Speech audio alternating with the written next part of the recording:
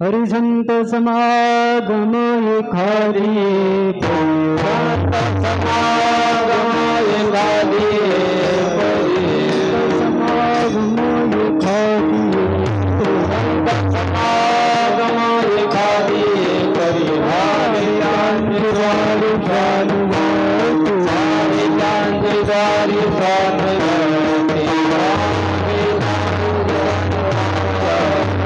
समागम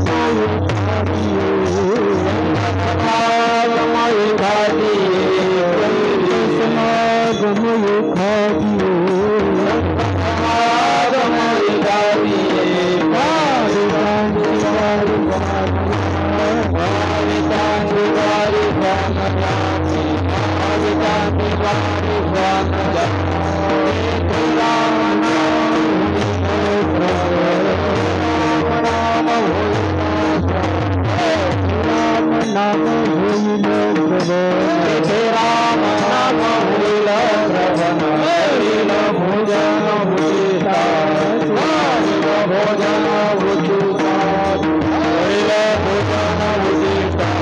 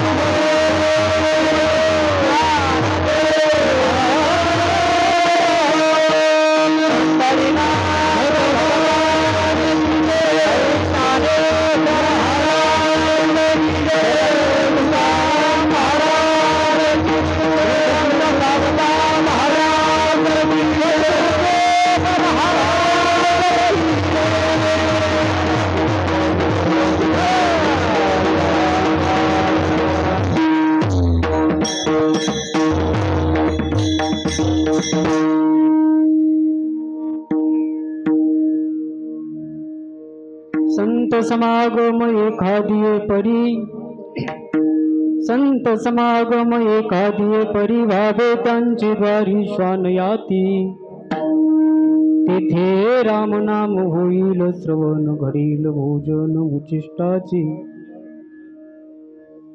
कामारी पटीक सेवेचा सेवक दीनपणे रंक भले तेथे, तेथे राम नाम होईल श्रवण घडील भोजन उचिष्टाचे, तुका म्हणे सर्व सुख त्या संगती, घडेल पंगती संताची तेथे राम नाम होईल श्रवण घडील भोजन उचिष्टाचे. विठाला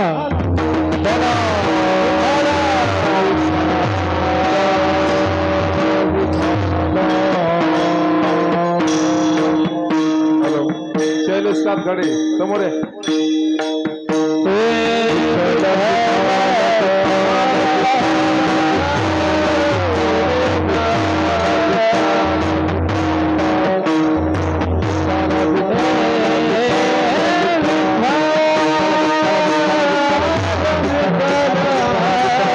विठाला विठाला विठाला विठाला विठाला विठाला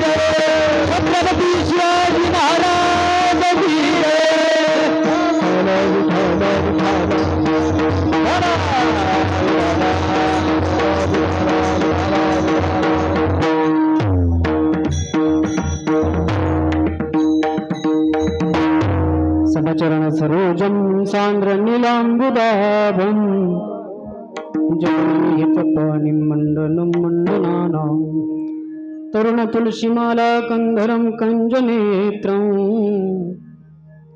सदयलवलहासं विठ्ठलं चिन्तया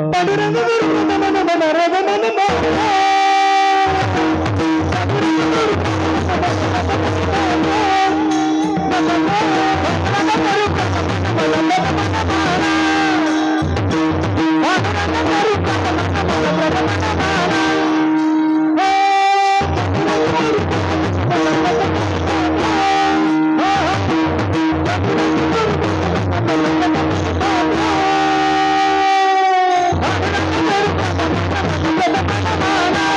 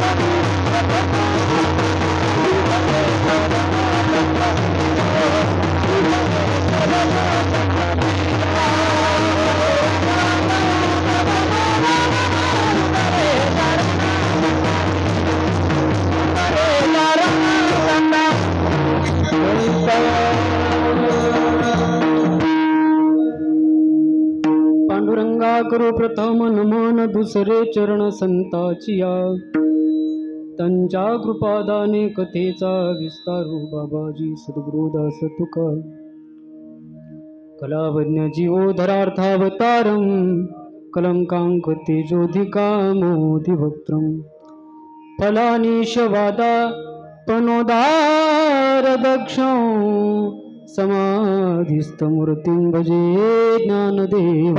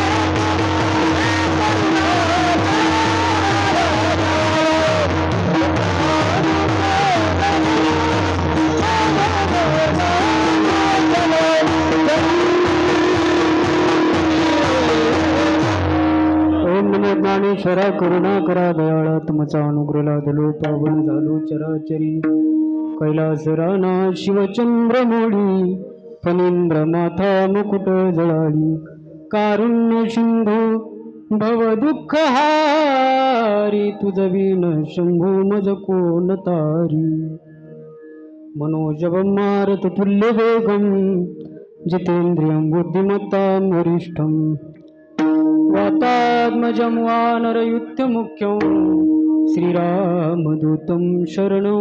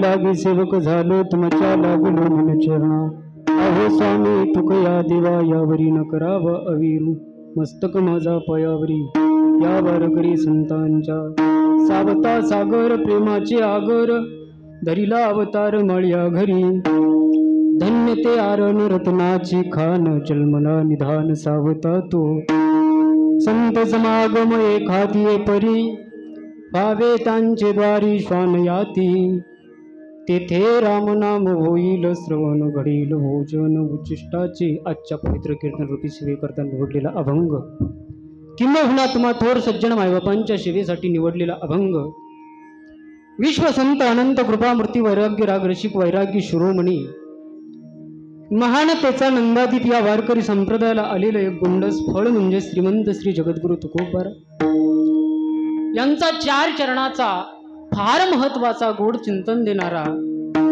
अभंगाच्या या चिंतन रूपी सेवेकरता निवडला. विठाल अभंग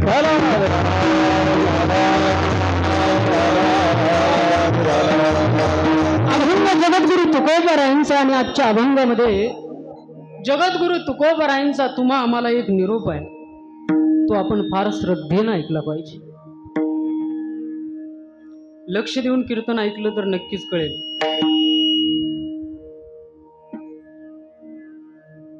कीर्तन हे टाइमपास नाही, कीर्तन अगदी लक्ष सर्वांगाचे कान करून जर कीर्तन ऐकलं तर नक्कीच कळणार आहे.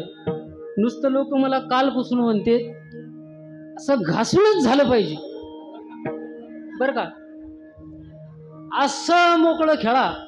मी तर खेळणारच आहे, त्याच्यात काय विशेष नाही. कुणी म्हणतं जंगील झालं पाहिजे, मी म्हटलं कबड्डी खेळतो. जंगील कबड्डी सारख्याच्या पिशाचे नाव सांग. विनोदाचा भाग सोडा.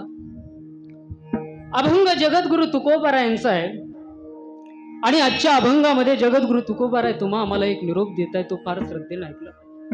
जगद्गुरु तुकोबारायांचं म्हणणं आहे की बाबांनो, या देहामध्ये, या नरदेहामध्ये तुम्ही आलात ना, तर तुम्हाला एखाद्या परी नका होईना संतांचा समागम तुमच्या जीवनामध्ये घडला पाहिजे. जगद्गुरु तुकोबाराय याच्याही पेक्षा पुढे जाऊन बोलतात, या जन्मामध्ये जर तुम्हाला नाही संतांचा समागम घडला तर वासना शिल्लक ठेवा. पुढचा जन्म श्वानाचा अर्थात कुत्र्याचा जरी झाला तरी मी संतांच्या दारातला कुत्रा होईल. म्हणजे संतांच्या दारातला कुत्रा होणं हे सुद्धा जगद्गुरु तुकोबाराय या अभंगातून भाग्याचं लक्षण सांगतात. आणि मग अशा संतांच्या संगतीमध्ये महाराज तुम्ही गेल्याच्या नंतर तिथं काय घडेल? तेथे रामनाम होईल श्रवण, घडेल भोजन उच्चिष्टाचे. त्या ठिकाणी गेल्याच्या नंतर, संत महात्म्यांच्या संगतीमध्ये गेल्याच्या नंतर तुम्हाला रामनामाचं श्रवण करण्याकरता मिळेल. नव्हे तर त्या संत महात्म्यांचं उचिष्ट सेवन करण्याकरता मिळेल. आता उचिष्ट सेवन करणं म्हणजे काय? आपल्याला उचिष्ट म्हणलं की डायरेक्ट खरकट आठवतं, बरोबर ना? पण या ठिकाणी ते उचिष्ट म्हणजे खरकट नाही. उचिष्ट कशाला म्हणतात माहिती आहे का? ज्या वेळेस जे अन्न आपण ओठाला लावतो आणि ते कुणाला तरी खायला देतो त्याला उचिष्ट म्हणायचं. खाऊन शिल्लक राहिलेलं ताटातलं त्याला खरकट म्हणायचं. उचिष्ट आणि खरकट याच्यात फार मोठा डिफरन्स, फार मोठा फरक आहे. मग संत महात्म्यांच्या संगतीमध्ये गेल्याच्या नंतरनं तुम्हाला उचिष्ट चाकण्याकरता मिळेल म्हणजे कोणतं माहित आहे? महाराज म्हणतात तेथे राम नाम होईल श्रवण, आणि ते श्रवण त्या संत महात्म्यांच्या मुखामधून तुमच्या कानावरती पडेल आणि तेच नाम ज्या वेळेस तुमच्या मुखामधून बाहेर पडेल याला म्हणायचं संत महात्म्यांचं उचिष्ट. विठाला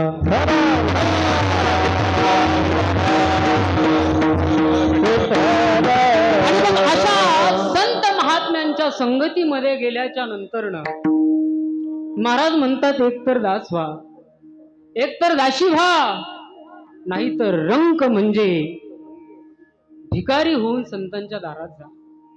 कामारी बटीक सेवेचा सेवक, दीनपणे रंक तेथे भले.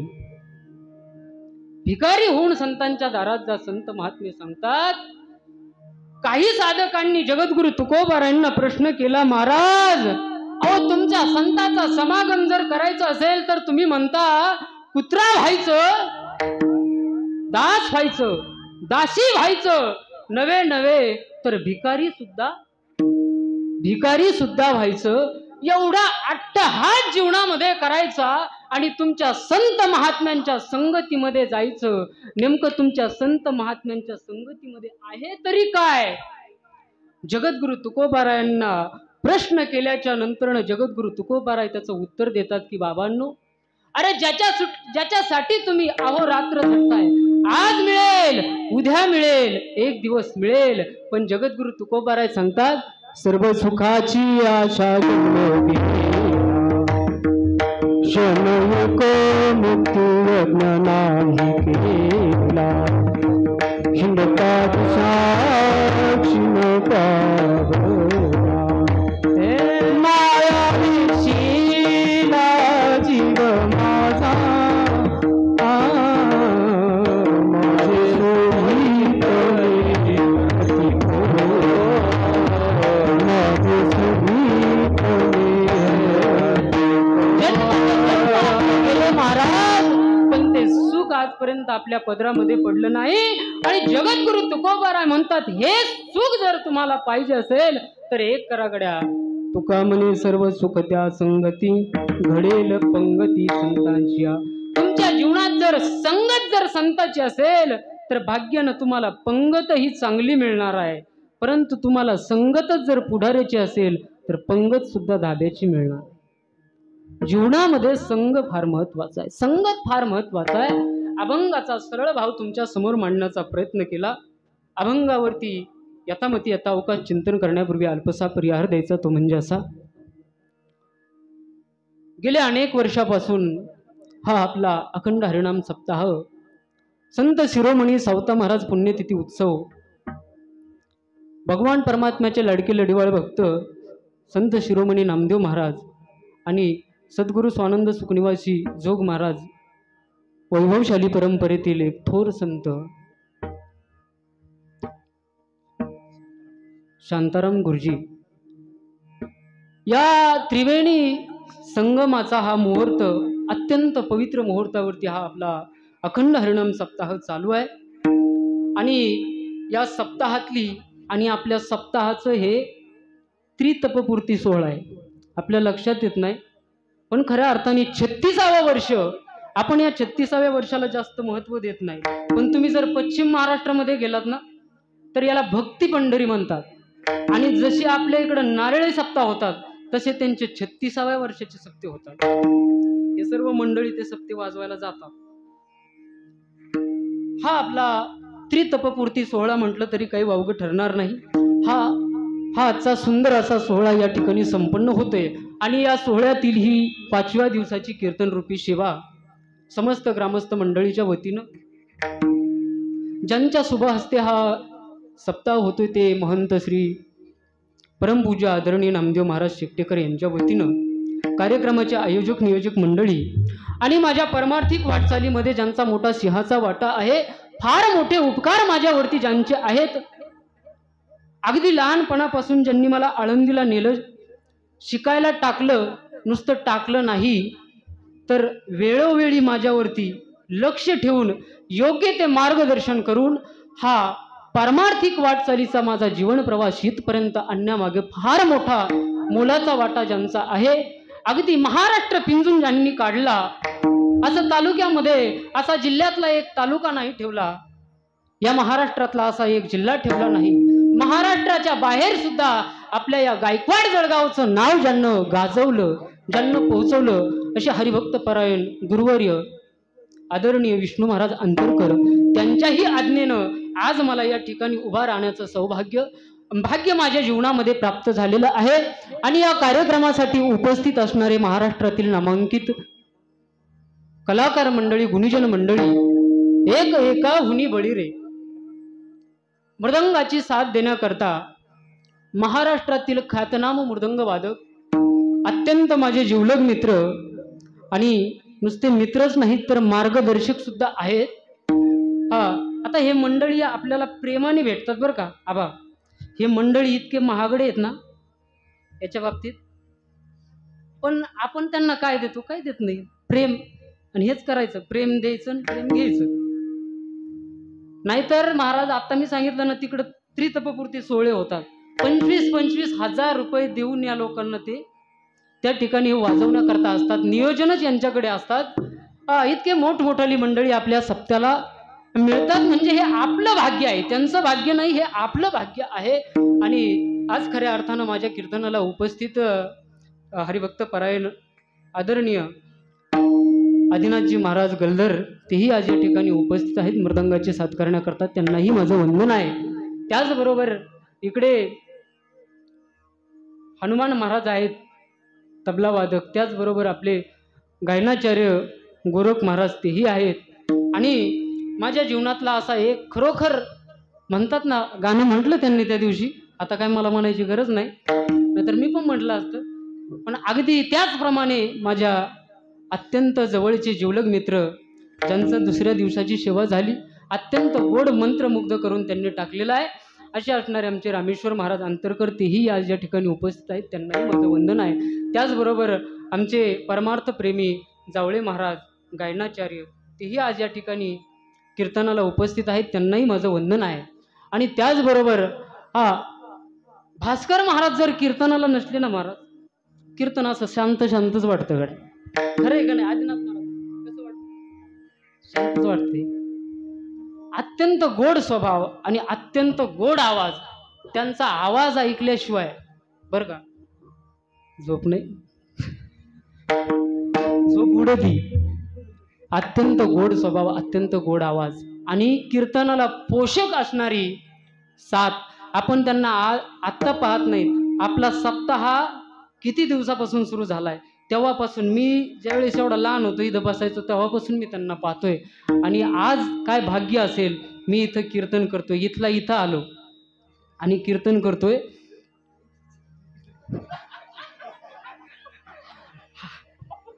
ऐका, म्हणजे मी त्यांना लहानपणापासून पाहतोय हे मला सांगायचं आहे. आदिनाथ महाराज तुम्ही मग कीर्तन आहे ना उंकड घेऊन जाता, त्यांना सवयच आहे तशी. मग काल माझी उडीली त्यांनी, माझी उडीली त्यांनी. ते विष्णू महाराजाचं काही म्हणणं नव्हते, हेच म्हणले मिशा आल्यात त्यांना. थांबा तुमच्याकडे येतो. अत्यंत गोड स्वभाव, गोड आवाज ज्यांचा आहे भास्कर महाराज तेही या ठिकाणी कीर्तनाला उपस्थित आहेत.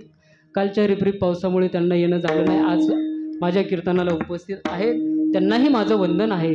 आणि सरस्वतीच्या आशीर्वादाचा स्पर्श ज्यांच्या कंठाला व्हावा आणि ज्यांच्या कंठातून सुरेल असा आवाज बाहेर पडावा आणि प्रत्येकांच्या अंतकरणामध्ये लागावा आणि आपलं अंतकरण भरून यावं इतका गोड असणारा आवाज ज्यांचा आहे. अत्यंत जिवलग जवळचे मित्र हरिभक्त परायण पांडुरंग महाराज गरड तेही आज या ठिकाणी कीर्तनाला उपस्थित आहेत. त्यांनाही माझं वंदन आहे.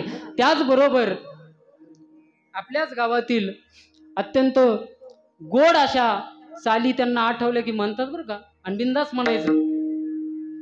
लगड महाराजाच्या कीर्तनाला जसं प्रमाण दिलं ना, हे तर आपल्या गावातलेच महाराज आहेत, टेन्शन नाही घ्यायचं. जे प्रमाण आठवलं नाही एखादं, कारण मी त्या दिवशी पाहिलं, मी खाली बसलो होतो, अचूक प्रमाण दिलं, एक नंबर, म्हणजे परफेक्ट बसणं असं प्रमाण. म्हणजे हे कशाचा परिणाम आहे माहिती आहे का? एकदम लक्ष देऊन कीर्तन ऐकण्याचा. आता ते कुठं गेले का शिकायला? नाही, परंतु कीर्तन कसं ऐकायचं हे कीर्तन ऐकल्याच्या नंतरनं लक्षात येत असतं. हा अत्यंत गोड आवाज, गोड स्वभाव आहे ज्यांचा प्रभाकर देवा तेही आज या ठिकाणी कीर्तनाला उपस्थित आहेत. त्यांनाही माझं वंदन आहे. त्याचबरोबर संगीत अलंकार, संगीत विशारद ज्यांचं फार मोठ्या गुरुजींकडे क्लासेस चालू आहेत, पंडित कल्याणजी गायकवाड, आपण नाव ऐकलेलं असेल कार्तिकी गायकवाडचं, त्यांचे पिताश्री, त्यांच्याकडे ज्यांचा क्लास चालू आहे. अगदी गोड स्वभाव, गोड आवाज आहे. तेही आज या ठिकाणी सीताराम महाराज वैद्य तेही या ठिकाणी उपस्थित आहे. त्यांनाही माझं वंदन आहे. त्याचबरोबर एकनाथ महाराजही आहेत, त्यांनाही माझं वंदन आहेत. विनयकरी दादा आहेत, त्यांनाही माझं वंदन आहे. त्याचबरोबर इकडं चोपदार सुद्धा आहेत. चोपदाराला कपडे नाही वाटत, म्हणजे चोपदाराचे कपडे द्या, काठी तर आहे ना, कमरात घालू नका माझ्या, मी काही चुकलं विकलं तर सांभाळून घ्या. सुंदर अशा वातावरणामध्ये राहिलेल्या वेळेमध्ये आपल्याला अभंगाचं चिंतन पाहायचं आहे. अभंग जगद्गुरु तुकोबारायांचा आहे. आणि त्याचबरोबर बरं का, समोर बसलेले पोथी वाचक आणि सूचक काय होतं माहिती आहे का, समोर इकडं तिकडं बघत असताना म्हणजे कसं टावर खालीच रेंज जात असते, जाती कधी कधी होतं तसं. जिजाई या ठिकाणी उपस्थित आहेत, त्यांनाही माझं वंदन आहे. बापू नाना आहेत, त्यांनाही माझं वंदन आहे. त्याचबरोबर बाप्पू आहेत, आणि विशेषतः माझे बालपणीचे मित्र, वर्गमित्र, युवा उद्योजक जावळे महाराज, विशाल जावळे दादा, तेही या ठिकाणी कीर्तन सेवेला येऊन पुढं बसलेत. त्यांनाही माझं वंदन आहे. त्याचबरोबर बहुसंख्येने माता माऊल्या आहेत, पुरुष मंडळी आहेत, बाहेर मावा खाण्यासाठी, पिचकाऱ्या मारण्यासाठी पिचकारी मारता मारता कीर्तन ऐकतात, ते सुद्धा बरं का, त्यांनाही माझं वंदन आहे. आणि विशेष खरं तर मी आज आजारी बरं का, मी सलाईन लावून आलोय. आदिनाथ महाराजाला माहिती, मी सलाईन लावून आलोय. आणि सगळं कीर्तन हे फक्त माईक सिस्टममुळं होणार आहे. आणि ज्यांच्यामुळं होणार आहे ते आमचे अत्यंत रामेश्वर महाराजांवर विशेष प्रेम करणारे माझ्यावर पण त्यांचं प्रेम आहे असे शिवाजीराव अंतरकर, तेही आज या ठिकाणी उपस्थित आहेत. त्यांनाही माझं वंदन आहे. त्याचबरोबर आज आपल्या सप्ताहातील विशेष आकर्षण, कीर्तन झाल्यानंतर ज्यांचं भारूड आहे, उभ्या महाराष्ट्रामध्ये ज्यांचं फार मोठं नाव आहे, असे असणारे विष्णुपंत भांडे महाराज, तेही आज या ठिकाणी कीर्तनाला उपस्थित आहेत. त्यांनाही माझं वंदन आहे. आणि त्याचबरोबर